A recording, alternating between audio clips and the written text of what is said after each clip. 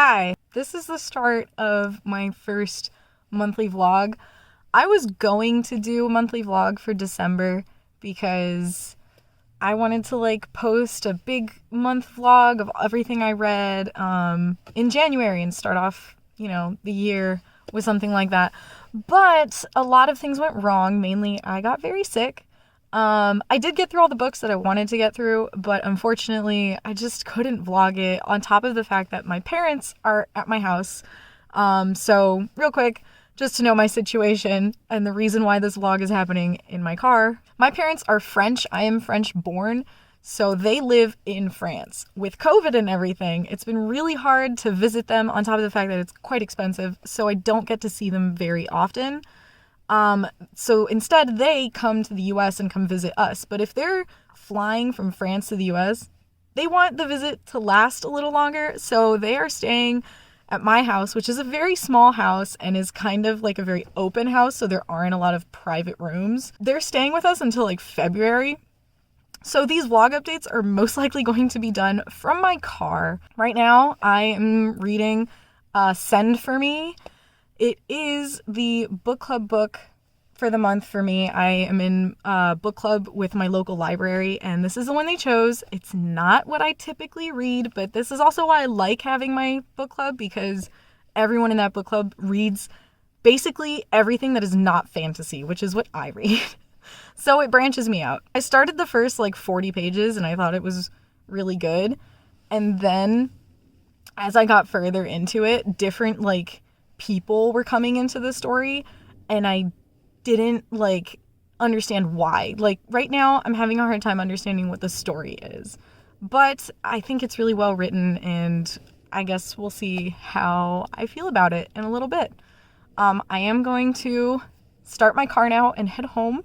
I'm gonna do a quick update before everyone wakes up. Today is Thursday, and I finished Send for Me yesterday. I didn't like it. I thought it was going to be very nice when I started it. It had really good writing. It was very beautiful, but ultimately going through, it had no story. So basically you're following this character called Anneliese, who's in Germany, and you get little bits and pieces of her life, her parents own a bakery, and then things are getting a little tense because there's this whole anti-Jewish movement going on in Germany during the beginning of World War II. And then you just get random things her friends who are in relationships. You learn something about them. Then there's this little thing that says, later in life she will look into the registry and they will have been in the list of people who died in the Holocaust, and then it never comes up ever again.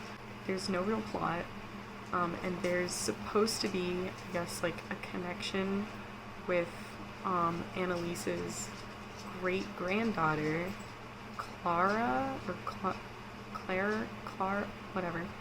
And she lives in the United States, and it's after World War II. And I guess it's supposed to be she's looking through her grandmother's letters, and there are pages where I think it's supposed to be a letter, but you don't know who's sending it. You don't know who it's sent to. You don't really know what the point of it is. And then when Clara comes up, so none of the chapters are labeled, so you don't even know when it's her great-granddaughter's perspective. Basically, I was lost through this whole book. I had no idea what was happening. The only thing that redeemed it for me is that it's well written, because nothing really happened, and if something did happen, it was kind of thrown at you and then forgotten. And you're just okay, I guess we're never going to talk about that again. First read of the year, not that great. I gave it a 2 stars because I'm just I guess the writing was good. Anyways, now I'm starting. I know I don't have the dust jacket on it, but this is She Who Became the Sun, so I'm gonna try this. I literally just started it this morning reading in bed. I'm only page 18, which is really only page 4. I hate it when books do that. When it says, like, oh, you're on page 18, but really it's like, but I've only read, like, 6 pages. Anyways, page 18, technically. It's not really gripping me very much. I guess right now we're just following a character who lives in an area that's extremely poor. They're in the middle of a drought, they have no food, and she's kind of like getting by. And clearly there's this setup of women don't matter, which I have nothing against that. It's just, I guess to me it's almost like an overused method of creating a strong female character who's just like, yeah, well, I matter. So we'll see what happens. All right, my parents took me for a hike. The one thing. Oh, not the dog, you. You know! Okay. Anyways, we're at this very pretty frozen lake. There's my dad. And there are the dogs. And Yuna wants to jump up on my mom again. No, you're not. But there is, where's the dam? Over there. Over there. You can grab Beaver it. Dam. There's a beaver dam. It's half, I'm still coughing. It's partially frozen. I'm gonna drop my glove. But yeah, hike. Well, hike. It's more like a little stroll. But there's a lot of mud. It's very slippery.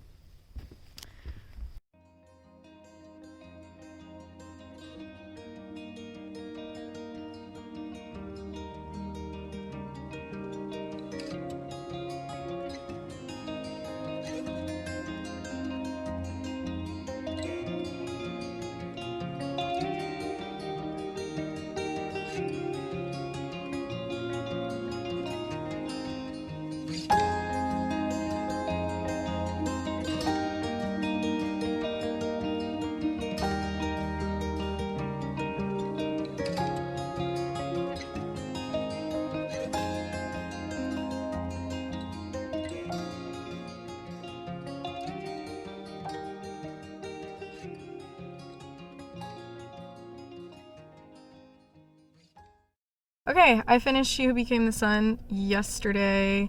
I got home kind of late. But overall, I liked it. I think that the book was actually pretty good. I just feel kind of neutral about it. So She Who Became the Sun, after I read it, I ended up looking around a little bit more. It is marketed as an epic fantasy, kind of Mulan-esque type of story, and I don't agree. First of all, I don't think it's a fantasy story. I think that it is more historic. I really don't think there are any fantasy elements to it. Literally, the magic is a ruler's right, like divine right to rule, is dictated by whether or not they can use fire, and it's like just a little fire that's in their hand or something. And then, yeah, like, they can see ghosts, too. But none of that was really, like, central to the story. So you could take that out of the story, and it wouldn't matter. It wouldn't change anything that happens, any, like, decisions that are made. It really doesn't impact the story at all, in my personal opinion. Then there's the whole Mulan part of the story that I'm just like, it's also nothing like Mulan. Like, the only thing that I guess people would say is similar is because there is a main female character that pretends to be a boy. The story takes place in China, and it's during, like, China fighting back the Mongol rule, I guess. So that's the only real similarity with Mulan. Also, Zhu, the main character who's a girl pretending to be a boy, is a monk. Does not learn how to fight. I think maybe learns how to fight, like, later, but you don't even really see any of it happen. So, yeah, it's much more historic than anything else. Maybe I'd call it historical fantasy, but the fantasy part is just that the author probably just kind of took from history and kind of tweaked it to make her own story. And then, like, the little bit of magic fire and ghosts, but other than that, really, no. So this book is kind of multi-POV, which I do think was really cool. I did like this sort of connection that's made between Zhu, our main character, and Wu Yang, who is kind of like the Mongol perspective in the story, and their connection was really interesting. They were mostly connected by their identity of themselves, like their gender and their sexuality, which is both of them are completely different in that sense, but in a way it connected them also with their tragic history and all that. Now, the thing that kind of bothered me is that in the book it repeated itself a lot. Like, it kept repeating that, oh, Zhu is a girl pretending to be a boy, or oh, the Yang is the eunuch general who everyone thinks is so pretty. And I'm just like, okay, I get it, you don't need to keep telling me that. You're telling the story just fine, which is letting me know who these people are and what they're struggling with. You don't need to tell me every time. In fact, I would have preferred if it repeated a little bit more who was who, because I got so confused with like the deals that were being made, why those deals were being made with those people, because who were those people? Was it a merchant? Was it a military general? I couldn't keep track sometimes. Got a little frustrating. Which, again, this book is very military, so you kind of need to know that stuff. It was based a lot on military politics.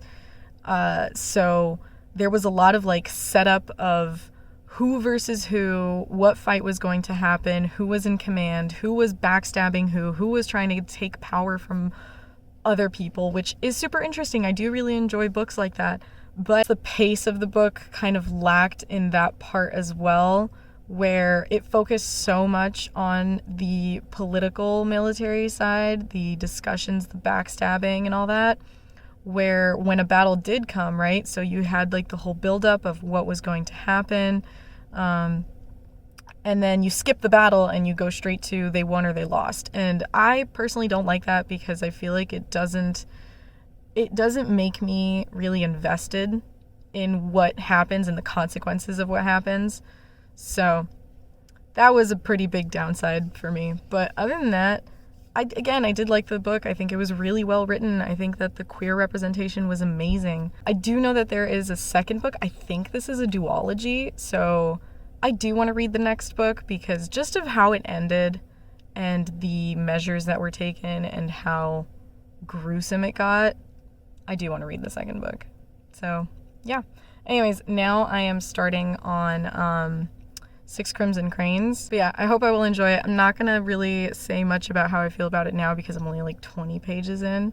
So I'll do a little update later. Gotta go to work now. Alright, so I got a little further into Six Crimson Cranes.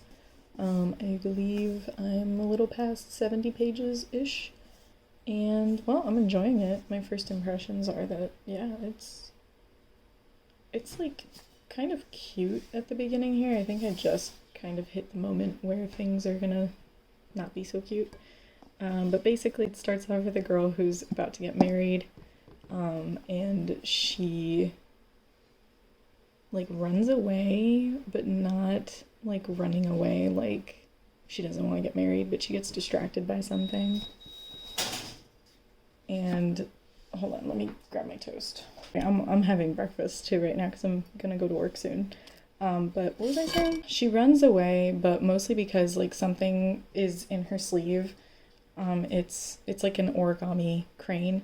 It's in her sleeve and it's alive, because she breathed life into it. She has magic basically, but she's trying to hide it because in the world she lives in, her dad hates magic, because I guess it's very common for someone who has magic to lose control and turn into a demon. So she's trying to hide the fact that she can use magic. And so on her wedding day, she runs away because they're about to find her alive paper crane. And so you're introduced to her 6 brothers that she has that are all pretty different. You also meet her stepmother, and she falls into a lake and she meets a dragon, and then from there, like, these kind of cutesy little things sort of happen. She has to apologize to the family that she was going to get married to by like sewing a tapestry or something, and she hates it.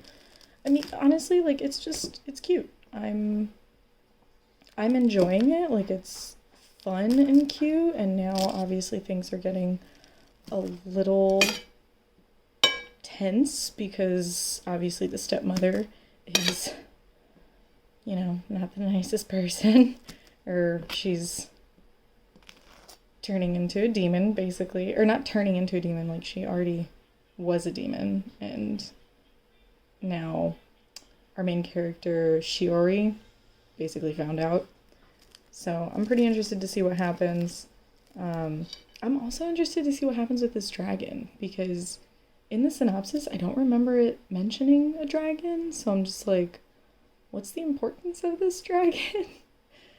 So yeah, also it seemed like he was going to teach her magic, but now he just kind of left, so I'm like, okay, bye. Anyways, we'll see how it goes. Good morning.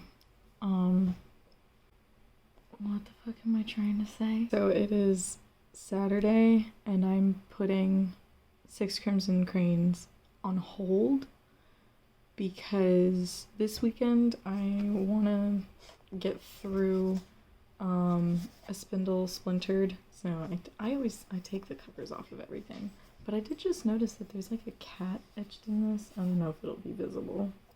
Probably not. So yes, I'm going to try to read a Spindle Splintered and Extraordinary by V. Schwab, because my hold at the library is available, so I'm actually gonna go get that once the library opens, and I'll probably sit in the library and read.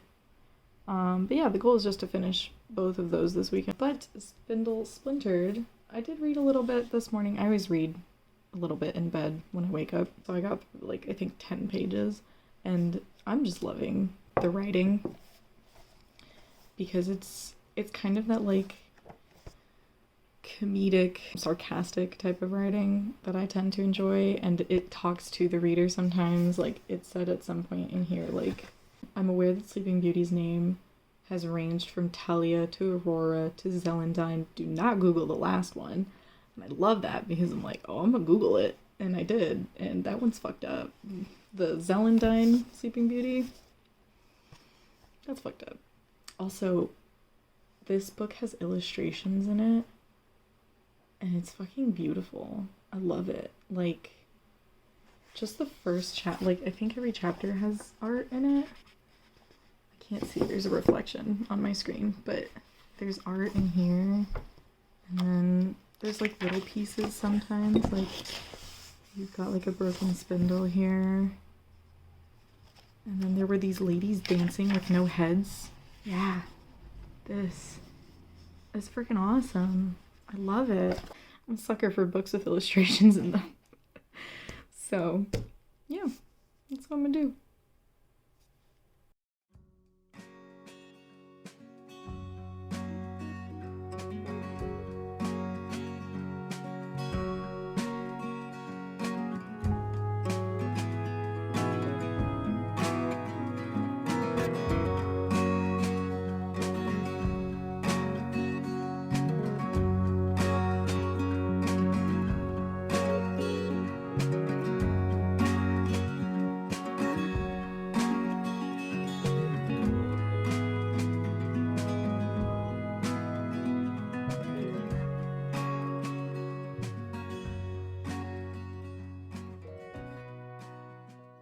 I was about to go to bed and I realized that I should probably update what I read today. So I finished A Spindle Splintered. I loved it. Oh my gosh. It was really emotional, and by that I mean there were some really funny moments, and then there were some parts that were really sad, but none of it was like really depressing. It was more like really hopeful.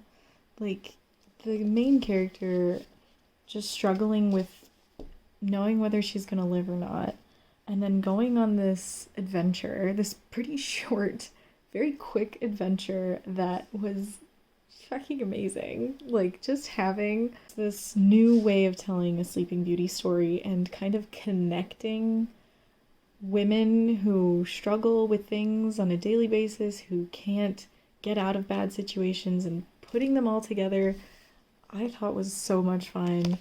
It really, like, the writing, I loved it because it was quick. It was like the author was just talking to you. or rather the character was talking to you. Listen, I'm always scared of really short books because I'm like, how am I gonna get convinced that I should like these characters? Yeah, I get convinced that I need to like this character. And what's funny too is that there isn't really a villain in this story. Other than, well, no, I wouldn't even say that Harold is a villain. Harold's just a stupid man, really. When I picked up this book, I loved seeing the illustrations and I hoped I would like it. But I was worried that I wouldn't. Anyways, I did finish this one when I got home. But when I was in the library, it gets really quiet and like, I'm someone who sleeps super easily. I'm not trying to say that like I'm superior because I can sleep very easily. It actually bothers me because I want to be able to stay up late sometimes reading books, but I can't. I physically can't. My body will not let me. My body's just like, no, you're healthy. What the fuck are you doing?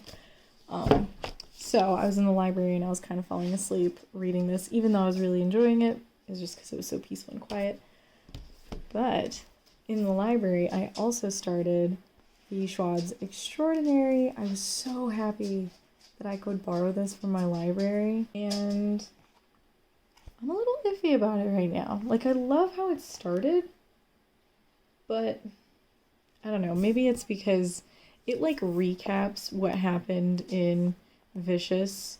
So this is based on the Vicious and Vengeful world, but right at the beginning it recaps Vicious, like what happens in it with Victor and Eli and all that. And I think it just, like, it goes so, like, it rushes through it, and I was like, I don't know if that's really giving a good representation of all of it, and also, like, why? Why does it matter to know those details? There were some things I understood, like seeing the encounter, the, like, final encounter in Vicious with Victor and Eli, but other stuff, I was like, did we need that in this comic book? I'm just at the beginning, so I don't know, maybe it is really important. But to me, it kind of threw me off. I was like, I feel like we could have just continued with this character. I don't even know her name. Whoever this chick is, I don't even know her name yet. But yes, that's the reading that I got done today. I'm actually really proud of myself. I don't tend to read a lot in one day, so that was pretty good. The plan is tomorrow to finish this, and I'll probably finish it really quick, so I'll continue reading Six Crimson Cranes. So yeah, I'm gonna go to bed now. Bye. Well, I finished Extraordinary this morning, like just now. It's good, don't get me wrong, it's good. I will always love the Schwab's writing, especially since it's so cinematic. It's really easy to put it in a comic book form. Or graphic novel, whatever the fuck you want to call it. The only downside that I see in this book, or this graphic novel, is that it kind of loses out on telling the story that's in it, right? So this story is supposed to be about Charlotte, but it kind of feels like another Victor Vale story, but with Charlotte. And like, I don't know, I guess it kind of skipped through things that I would have preferred to have seen. So I don't think any of this is really necessarily going to spoil the Vicious book for you, but basically this starts off with showing you how she dies, so thus gets her extraordinary power. If someone dies and they come back, sometimes they'll come back with abilities and become extraordinaries. So it starts off with how she dies, and then it goes into like a lot of what happens in the book Vicious. So that I thought was kind of a waste, because I'm just like, when I finished the comic, I was like, we didn't need that. We didn't need to see Eli and Victor and their friendship and what happens in between. Like, none of that was necessary. That could have been filled in with more time with Charlotte, getting to know this character. Maybe seeing a little more of how she deals with her new ability, a little more of her adventure of leaving home and, trying to get away from her powers and things like that. The other thing, too, is that Charlotte ends up meeting up with other EOs, and the other EOs she meets are very, very reminiscent of the kind of little group that Victor puts together in Vicious, in the book Vicious. So it kind of felt like a knockoff, like this worked great in Vicious, let's just do it again in Extraordinary. I don't really like that. I'm just like, I feel like you should have done something different because, I don't know, it feels cheap to me. And it goes really fast, so you don't even really get to enjoy it as much as I enjoyed it in Vicious, their little, like, group of misfits. So, yeah, I feel like for such a short comic book, it could have been a lot stronger if it had focused more on Charlotte and on her dealing with stuff. Because it skipped a lot of stuff that I understand in a graphic novel. You can only really do so much because you have to balance the writing and the pictures or illustrations. But still, I feel like some things could have been elaborated more on, like seen more of that instead of, I don't know, jumping through things so fast. But I mean, it has a 1, so that means there's going to be another one. So still want to read that. Again, I love V. Schwab's stuff. I love her writing. I love the world she creates, especially this villain's world. All right, I'm going to go back to reading 6 Crimson Cranes next. I feel like I'm going to finish it pretty quick because I really do want to like continue with that one, see what happens. And since it's a little more lighthearted, I feel like it's carrying me through a little easier. So I got out of the shower and I decided that I wanted to do something. I've been wanting to do it since December, but because I was sick and everything, never really found a chance. But yeah, let me show you. Okay, so I've had my fill of tea, and as per it is instructed, I left a little bit of tea left at the bottom. These aren't really big tea leaves, but you know, they said it doesn't really matter. So now I'm going to spin it 3 times and then flip it upside down to empty out the tea. I'm gonna take this out before I cause an accident. Okay, now I'm gonna try and focus.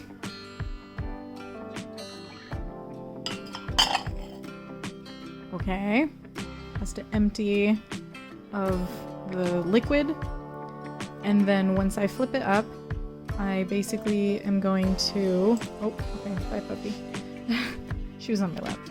I'm gonna pick a point to start at and then kind of just work around, so it doesn't really matter what direction I go. So, let's see.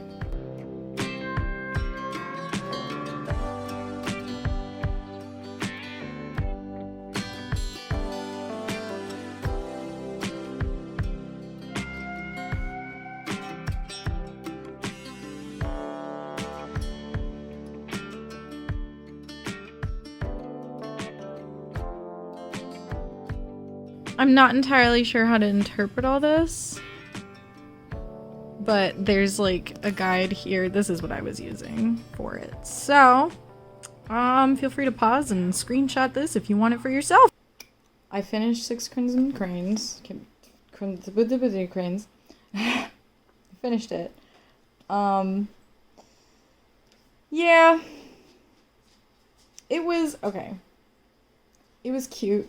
Like, it's a cute story. It's, you know, a girl and her 6 brothers who've been cursed, and they're kind of just surviving and trying to get help wherever they can, but also she can't talk or, like, write anything. She essentially can't really get help, and she's kind of being forced out of this little bubble of being a princess, and everything is perfect in life, and she can just throw a tantrum and get whatever she wants. So she's no longer really able to do that. It's kind of forcing her out of that little safety bubble thing. And I was really interested in everything and how the curse comes about and kind of the challenges that they have to face. It was interesting. Then it just kind of got boring. Like, nothing really changed very much. Like, it kind of continuously just talked about how Shiori couldn't talk and how she had to constantly be quiet, which is fair, you know? Like, there isn't really much you can do with a story when that's all. I'm gonna wait for the dog to finish drinking her water, Gotta stay hydrated. Okay. There's this entire, like, middle section where nothing really happens. And it's just kind of boring. It drags on. And honestly, the whole cute little love interest in this, I can understand why some people like it, but for me, it's your classic Prince Charming syndrome, where it's just, like, the guy is just so perfect in the sense that, oh, he loves poetry. He's so gentle. He tells her how much she is so important and so amazing and so... And I'm just sitting over here like, I hate this shit because it's such, like, cheesy romance, and I'm just like, that's not... I don't know, to me, that's not an interesting relationship. That's not a relationship that I, like, vie for. So, yeah, I just cringed a lot around the end of this book. The middle, I was bored. The end, I was just like, eh. And then, like, the very emotional ending, because there is a very emotional ending as well, dragged on. So I was just like, my emotions have been spent now. Basically what I'm saying is, this book is good, but it's not for me. Like, it was cute at first, got a little dark, then I just lost interest. And I know this is a duology, I know there's going to be a sequel. It's pretty obvious what's going to happen next. And I would be interested in reading it. I don't know. I'm debating on whether I would want to read the other book. Because at this point, I just don't feel very connected to anything. I don't really feel connected to Shiori. Her brothers seemed like just one bundle of 6 brothers that were all kind of the same. Her love interest does not interest me at all. Unless something happens with the dragon. I don't know. Yeah, the dragons in this book was just a setup for book 2. Like, book 2 is going to be dragons. Which is why I'm like, maybe I will like it, because I like dragons. But then with the whole vibe of this book, I'm like, but I feel like the sequel's going to be kind of the same vibe as this, and I'm not going to enjoy it as much. I don't know, maybe if the book comes out, when the book comes out, and people are singing the praises of it, maybe. So yeah, this was good, just not really for me. I think I'd give it, like, for overall enjoyability, for me, I would give it maybe like a 2.75. Yeah. 3 would be a little too generous because I really did like the beginning, but then it just kind of went downhill from there, and there wasn't much for me to enjoy, so 2.75 feels right. Okay, so I did indeed start A History of Wild Places, and I'm actually like a decent amount in. I'm like 60 pages in. It starts off with a character called Travis who has this ability to see the past in objects. So, like, he'll pick up someone's scarf and he'll be able to kind of see elements of their past in like these strange little blips. And so he uses that to find missing people. So he's like a PI, private investigator, and looks for people who have disappeared. A lot of the times he does not find them alive. But he's been hired to find this girl called Maggie, who is an author of like children's books, but she has a very macabre kind of way of doing it, and has, as such, kind of been shunned, and people are just like, oh my gosh, I would never let my kids read these books or whatever. Essentially, people aren't sure if she like purposefully went to go in hiding, and they don't really care. It's just her parents who want to make sure she's okay. Now, Travis has kind of figured out that she has gone to this place called Pastoral. Pastoral is like a secluded community that was built, or rather founded, by hippies and people who didn't want to get drafted during the Vietnam War, so they kind of hid themselves in this wooded area, secluded from the rest of the world. He's looking for Maggie, and he thinks she might have gone there. So his truck is lost in the woods. Now, I've gotten to a point here where this is pretty slow. It's a pretty slow build. But it is very beautiful, and there's definitely like a bunch of little mysterious elements because now I've kind of been introduced to some characters that live in Pastoral, and you can tell just by the things that they say about the things around them. Like, it's very subtle, but you can tell that there's just something not quite right about Pastoral. And right now it seems very simple, and I feel like it's going to get very convoluted. Also, I have no idea where Travis is now. I have no idea where Maggie is. Everyone's fucking gone. I don't know. Point is, I am enjoying it. Alright, so I am going to continue. I'm not working today because the weather said that we were going to get such a bad snowstorm. We're buried in snow. We're all gonna die. Most people are really happy when they don't have to work. I'm not. I am paid when I work, and when I'm forced to not work, I don't get paid. So, yeah. I'm not happy about this. I need to work. If I don't work, I don't got money. And if I don't got money, I can't buy books. The real problem here. I finished A History of Wild Things. I finished it yesterday, and today is Wednesday the 26th. It was good. I enjoyed it.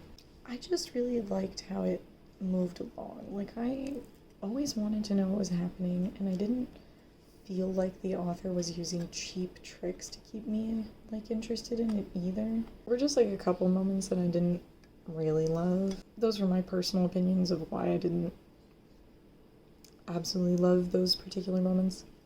Again, I don't want to talk too much about this book because it is a mystery and it kind of hinges on you reading it to enjoy it. And if I tell you more, it's gonna maybe take away some of the enjoyment. So all I'll say is that it is dark, eerie mystery, and you're following 3 characters who are sort of pushing the limits of what's going on in Pastoral. Why are we still here? Also, there are some pretty hard-hitting moments, like there is murder, there's a lot of manipulation, a lot of gaslighting. So I definitely say there are some trigger warnings for this. But overall, I really did like it. I thought the ending was nice. It's kind of one of those whole, like, wraps it all up for you in a nice little bundle. You don't really ask yourself too many questions at the end. So it was nice. I gave it a 4 stars. I enjoyed it. So now I started The Great Hunt by Robert Jordan, which is the sequel to The Eye of the World, continuation of The Wheel of Time. I'm only like 30 pages in because there is like a, what is that fucking called? A prologue. There is a prologue that isn't really counted in the page count, so whatever. It's starting off good, starting off kind of how I would want the sequel to The Eye of the World to continue, and yeah.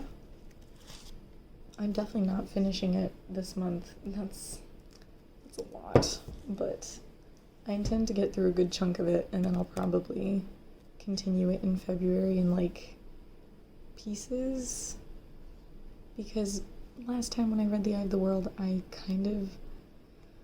feel like these books are so big, and they're so, like, vast in the world and in what happens in it, that I should have taken it in pieces instead of trying to read it all in, like, a week or 2 weeks. So yeah, I'll kind of break it up in the month of February. Anyways, that's it. I will update you guys around the end of the month and end the vlog then. Alright, so it is January 31st. It's the end of the month, so I'm gonna end the vlog here. I did not finish The Great Hunt. I only made it to like page 250, we'll say. And so far, I like it. I did think that I would read more, because today's Monday, so I thought I'd read more over the weekend.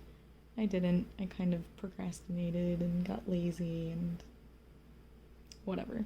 But that isn't to say that this isn't a great book. Very much enjoying it, although I do feel like there's a lot happening. I feel like I'm not getting enough time to process.